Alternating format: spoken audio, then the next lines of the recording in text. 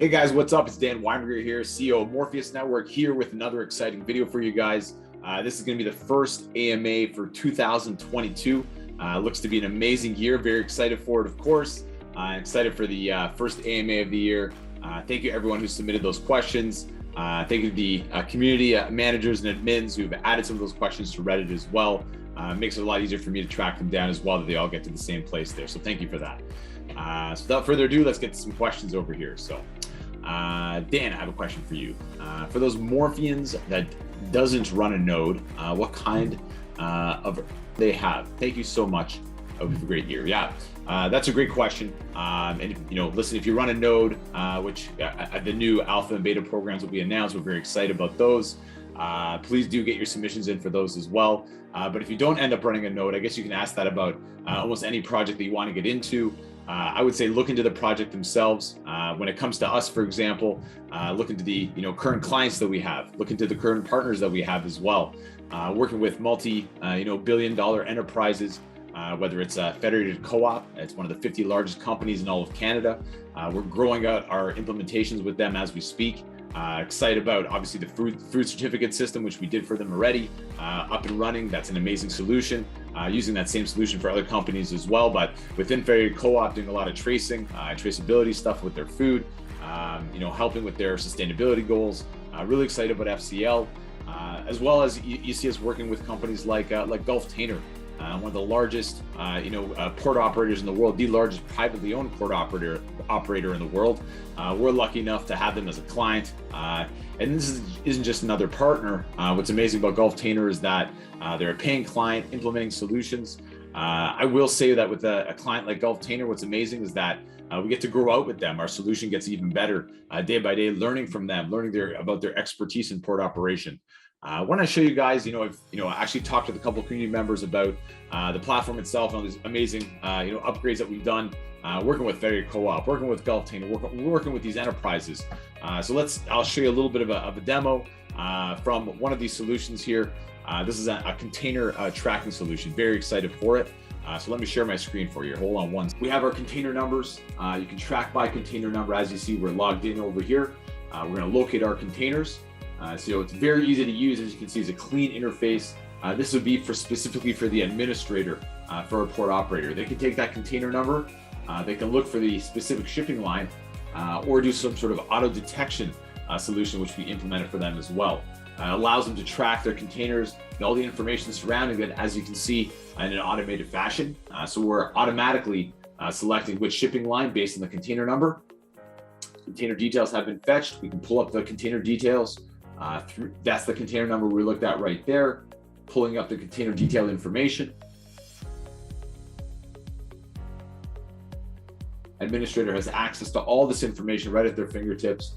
They can pull up exactly where everything was signed off, all the receiving points, all the location data, even the latitude and longitude of the receiving points themselves, the route details that was provided as well. This is straight from the carrier, so this is integrated to the carrier system. The vessel details, which vessel was carrying the container itself, all the different container events as well. When it was exported, when it was discharged, the import was discharged from the vessel. Really amazing detailed information. All could be brought in. This is for every single container number being handled through the administrator system. This information in the past would have been accessed through a different interface. They'd have to track through the actual shipping lines interface, picking which shipping line, no auto detection whatsoever. Really amazing implementation. We're really excited about that solution right there. And I'll say that, even though it's being implemented right now for an amazing company, let's say, like Gulf Tainer, one of our clients, it doesn't mean that's the only company that we're demoing this out for, only company that we're proposing this out for. We have some banks looking at this information as well. Really important for trade finance. We have a lot of different companies who are actually very excited about the specific technology. So it's exciting that we get to build it out with let's say Gulf Tainer, other companies in port operation, but also leverage that same solution for other companies as well. So if you're looking for which sort of project to follow, which project to get into, I'd say look for besides what they're building, look for solutions that are being used in the real world. And right now for us, I put our project and the clients we have, the implementations we're putting in, right there, shoulder to shoulder with any project that's out there. So really excited about that. Another thing that we're doing as well, we're constantly expanding, hiring some amazing new SDRs, sales development reps as well. Going to keep on growing out, the sales team, growing out developers as well. Have some new guys that we can announce, some new hires. So very excited about that as well. So thank you for that question. Hopefully I answered, some of what you're looking for as to why to follow us, whether you hold a node or not. And also we have some exciting new blockchain partners as well, integrations with new blockchains. We'll be showing some demo videos of that stuff as well. Let's get to the next question over here. How many companies are included in the SENASA deal? I believe it was said to be in the thousands. Revenue included in the 500K APR. How much revenue does each company generate? Great question. And yes, that is correct. There's thousands of companies across Argentina that are impacted by the new regulations, how to be compliant with the phytosanitary regulations and traceability in Argentina. I will say that COVID has pushed back a lot of these amazing implementations. We're very excited about it, but at the same time, we have to take it step by step. I will say that these thousands of companies at this moment are not compliant with the new regulations that have been put out there. As I mentioned, COVID does push back a lot of these sort of projects. But once again, because thousands of companies need to be, moved over to the new system, very excited to be part of that. And actually we'll have Jorge Marcos give us a couple minutes on that as well. So Jorge, if you have a second, please, if you don't mind, speak a little bit about the project in Argentina and anything else you'd like to talk about as well. Hi Dan, how are you? Hi Morpheus, nice to be here. I'll try to give you a quick update of our work with Polaris. First of all, in Argentina with SENASA, we are working hard. Unfortunately, in the last moment, SENASA changed the norm, changing from mandatory to optional, the blockchain part. So we are working hard with the companies now and offering our services. We are really enthusiastic about the end of this project that has taken a lot of work from us. On the other side, we are working in other countries. Yeah, I have some news. One of them is that we are launching in Paraguay in a month or two. And also, look at the logo, we are in Spain, Polaris Spain, and here we have very, very good news. We are involved now in a beautiful project, the Alga project. We are calling like that because it has to be with the recovery of an invader alga in the Mediterranean coast. This project needs a full traceability of all the actions involved in the cleaning of that alga, and we are going to provide that solution through Morpheus. And something that is very new and I think should be a good start for new businesses. This alga will be used in the manufacturing of bricks for building, and these bricks captures carbon dioxide. That's crazy, but it's like that. And why I'm thinking that opens the gates to new business. The carbon offset system now, to everybody who lives in Europe, knows that is the first and main objective of the European community. I think we will have new businesses with that situation. And other news that are coming about a strategical change in our approach to the market. from Polaris, we are thinking that we have to create our own demand. And with that idea, we are creating a new project called NF3. Just to give you some clue about that. NFTs that represent each NFT a tree, a real tree, and all the system of traceability of our workflows that leave a forestry plan. And then carbon offset. I can't say anymore. Goodbye, guys. Nice to have this chat with you. And thanks, Dan, as always. Thank you for that, Jorge. Also, another part of that question as well, when it comes to, let's say, the companies involved with the SENASA deal in Argentina, the phytosanitary tracking system. When it comes to also, for example, Gulf Tainer, a lot of our revenue that we generate, the majority of revenue that we generate right now, doesn't come through transactions running through the platform. That is, the reason we're working, the reason we're, sort of building out the business dev team, the reason we're growing as a business is to push transactions through the platform. That is, the number one reason, that we want to implement for companies is have running solutions for these companies. Now, when it comes to Gulf Tainer, for example, getting those integrations all set up, going through the sales process, going through the proposal process as well, getting those accepted as well, and then hitting your targets, hitting your goals with that proposal. We're in the state of implementation right now. So if you're asking how many transactions have been run through the platform through our work with Gulf Tainer at the moment, actually zero. No actual transaction been run through the platform at this state because we're still in the implementation phase. Same thing could be said about the companies in Argentina for the SENASA project. We have the solution in place. We've actually built all different parts of the solution for other implementations. But when it comes to the SENASA deal in particular, there have been no transactions actually run through the platform itself. Any sort of payment or revenue that we've generated through our resellers, let's say with the Polaris.Network, that is not been attributable to transactions running through the platform itself at this point. So we're building towards that. Obviously, as time goes on, that is the reason that we're putting these solutions in. As Gulf Tainer gets up and running, they're going to be running a ton of transactions to the platform, and that is not only a part of us generating revenue, but having that recurring revenue based on transactions in the platform, something that's sustainable, something that will keep on working for these companies as they run their businesses, that will push the transactions through the platform. That is what we're building towards.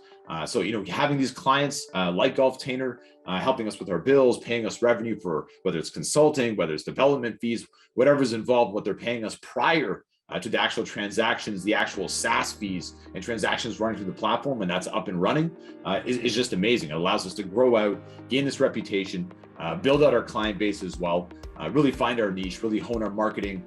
So it does buy us, in a sense, a lot of time and builds a tremendous base for the company as well.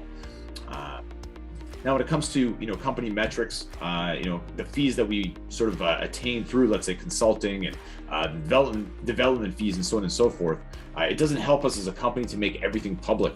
When we're approaching a new company in different geographies in the world, would it make sense for us to say this is what the average consulting fee would be? If it's a larger sort of project for that company, we're quoting it higher, they're thinking that we're giving them bad pricing. So pricing and the revenue we generate from these individual deals, I see here, it asks how much revenue from each company is generated.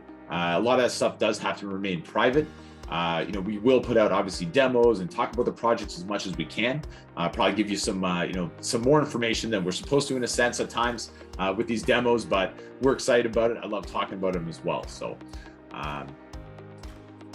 when is there going to be improvements to the communication with the community? Great question. We do try to remain as regular as possible when it comes to communication. We have regular blog updates, regular AMAs that we try to do as well. We do have some amazing community managers as well. So we do try to communicate as much as we can. What I'll do personally is try to put out more demos for the community to show the growth in the platform as well. And one thing that we discussed, which I think we can do, which would be very cool, would be a live map, basically showing transactions being run by different companies, different places all around the world, different geographies. And you can see sort of a live map of all this, sort of data, springing up. So really excited about that. I think that's going to be a really cool sort of way to show, the sort of live transactions as they go along. Similar to sort of a dashboard that's been requested as well, which at the same time we'll have to implement at the right time that it makes sense. So we're very excited, obviously, as well about our compliments when it comes to the various awards that we won in 2021, whether it was with Golftainer, part of the Entrepreneurship World Cup, all these different, sort of validating experiences for us, and the amazing contacts we've made. Expect more of that in 2022. Our platform is just so beautiful to look at, so demoable, that I think a lot of companies can relate to what we're trying to do because they feel that pain in supply chain. So we're very excited about that as well. But yes, when it comes to communication, we will put out more demos, communicate more often, as much as we can. And I will say that we're not, in a sense, not trying to communicate. I was speaking to one community member about it, and we had, I think it was a dozen or 16 different, new Medium posts in the last quarter, trying to be as regular as possible with that. And at the same time is, the feeling was that we weren't communicating enough. So try to get something out every single week at least. We are obviously pushing as hard as we can when it comes to a business dev standpoint. And a lot of stuff we do, whether it's under NDA, whether it's in the stage of implementation, we have to communicate at the right time. So thank you for that question. How many nodes do you consider enough for decentralized M&W? That's a great question. I feel like the amount of nodes will just increase over time. The number of nodes that we have for the alpha and beta programs right now are not set in stone. At the moment, based on the alpha beta program, the discussions that we have to make it as decentralized as we need it to be would be about 1,800 nodes. 1,800 nodes, 1,800 tokens per node. That would give us a good amount of decentralization for those ZK proofs to test the program out, test the solution out, so that we go live based on transactional volume in the future. As transactions are processing through using these nodes, they're being compensated properly as well. Nothing set in stone when it comes to the percentages that we're giving out, which are in my mind very generous. I see some other questions here about 19% stable farming. Listen, I don't know too much about that sort of stuff. I know that when it comes to what we're doing with Morpheus, this is real world business we're building towards. These zero knowledge proof sort of solutions that we're putting out there for these companies to process their transactions with zero knowledge, is just a revolutionary technology in a sense, right? So we want the system to be as stable and strong as possible, and that's why we have this alpha and then beta program as well. The beta program being a lot wider, allowing a lot more token holders to get involved at this stage, receiving compensation directly from us as a company, as a team, and then later on, obviously being a part of the actual real world business connected to those, so those nodes specifically allowing zero knowledge based on the tests that we can run at this stage. So really thank you for those questions, and I hope that fills in some of the information that this is the test stage with alpha and beta. And any further information when it comes to the implementation of nodes, percentage of transactional volume, that would be compensation for those nodes as well. Look for that in announcements. Obviously, we'll be coming out with all that information, of course. All right. Next question was about APR versus ARR. Recurring revenue versus all the revenue that we attain. That's a great question. Sort of brushed upon that before as well. When it comes to these sort of implementations in the projects right now, even when it comes to our resellers, which was a question here, what revenues attributed to resellers, which is about 10% of our revenue, it comes from the resellers. We look to scale that up, in a big way in 2022 as well as 2023. But when it comes to comparing the platform revenue with the recurring revenue versus what we get from sort of consulting, implementation, like I said again, we're building up towards having a huge amount of transactions to the platform, but at the current state, we make more funds and more revenue from consulting and the implementations themselves than we do through the solutions running through the platform at this moment. Excuse me. Will there be geographic restrictions for node operators? Would the US, UK, Canada be allowed? That's a great question. And of course, I'm not a lawyer. We have a great legal team, and that will be announced as the zero knowledge nodes are put out there, alpha and beta. for general token holders. We'll have those sort of restrictions that are put in place. We'll say that obviously regulations are constantly changing. We're seeing a lot of regulation adjustments on a daily basis, it seems like nowadays. So we'll see when we're able to publish those terms of service, who will be restricted and who will be permitted, and hopefully whoever put this question out, that you're in one of the permitted areas as well. So thank you for that. There are network system fees, consultant fees, and other fees charged to real customers. Are the fee distributed Masternode include everything for the business, or is part of it, and part of which part of it? Which one? Which one? Okay. Yes, the compensation for the zero knowledge proof nodes will come from transactional volume through the platform.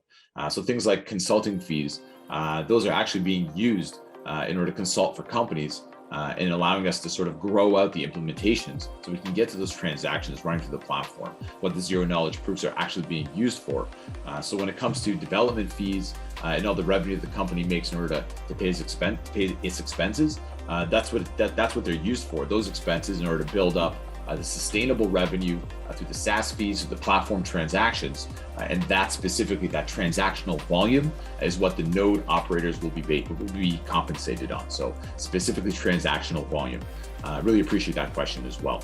And all that ties in together, obviously. So the more revenue the company makes, the more obviously transactions are being run through the platform, the more consulting we do, the more projects, the more proposals we can put out there in order to implement solutions that will push transactions to the platform as well.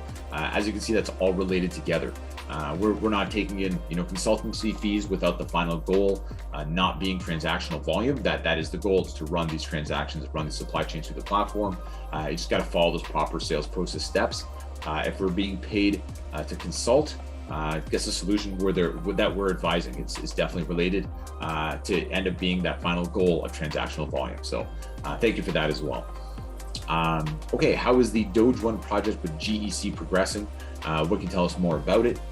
We'll say that that just happened at the end of last year. Sam Reed, with GEC, is a fantastic guy, an absolute genius. We've kept in touch throughout the holiday season. I did end up contracting COVID when I went away to Florida with my family. So I had to spend an extra 2 weeks in Florida, so I was there for about a month. We talked throughout it as well. Really great guy. He's working on a million things at once, as we are as well. So no new news on it at this point, but expect lots of information on it in the coming year, 2022. So thank you for that. All right. What will the current requirements be for node operation? That as well will be clearly announced. We'll have all that information. We'll keep it as simple as possible. It'll be minimum requirements. We're not going to make you guys spend an arm and a leg to get these up and running, but it might be a finger or so. So, all right. Next question. How many applicants have there been? We've had close to 1,000 applications come in already. Really excited about that.